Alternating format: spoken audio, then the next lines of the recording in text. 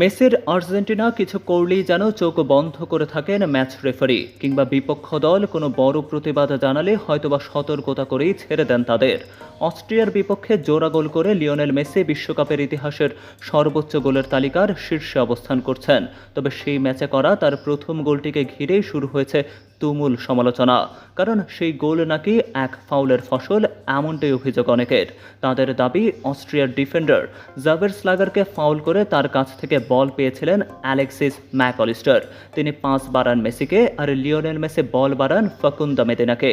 সেই প্রান্ত থেকে বক্সে বল বাড়ান মেদিনা, আর সেই চলতি বলেই গোল করে ফেলেন লিওনেল মেসি। তবে অভিযোগ, অস্ট্রিয়ার ফুটবলাররা ফাউলের আবেদন করলেও রেফারি তাতে কোনো প্রকার কোনো সাড়াই দেননি, এমনকি ভিএআরও কিছুই জানায়নি, ফলে খেলাও বন্ধ হয়নি।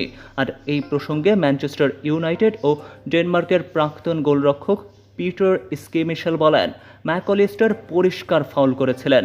মেসি বল পাওয়ার আগেই রেফারির বাঁশি বাজানো উচিত ছিল, কিন্তু চোখ বন্ধ করে থেকেছে রেফারি।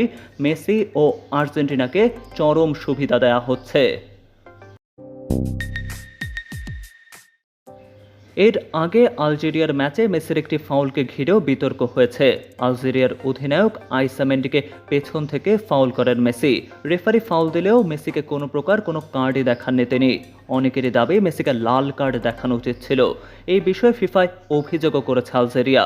পরের ম্যাচে আবারও একটি ফাউলকে ঘিরে বিতর্ক হলো।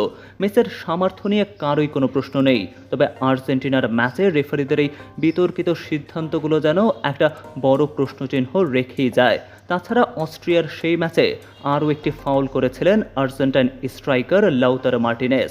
অস্ট্রিয়ার মিডফিল্ডার কনরাড লাইমারকে পেছন থেকে মারেন তিনি। লাল কার্ডের আবেদনও করে অস্ট্রিয়া, কিন্তু রেফারি এবারও কোনো প্রকার কোনো কার্ড দেখাননি। সেক্ষেত্রে ভিএআরও চুপ, ফলে আবারও আর্জেন্টিনাকে বাড়তি সুবিধা দেবার অভিযোগ তুলেছেন দর্শকদের একাংশ। তবে এই বিষয়ে ফিফা কোনো মন্তব্যই করেনি। 2022 বিশ্বকাপে পেনাল্টি বিতর্কের পর আবারও এই বিশ্বকাপে আর্জেন্টিনার বিরুদ্ধে একের পর এক রেফারিদের এই বিতর্কিত সিদ্ধান্তগুলো নিয়ে ফিফা কি আদৌ বসাবে কোনো প্রকার তদন্ত কমিটি, নাকি এভাবেই ইতিহাসের পুনরাবৃত্তি করে বারংবার প্রশ্নচিহ্ন রেখে যাবে আলবিসেলেস্তারা?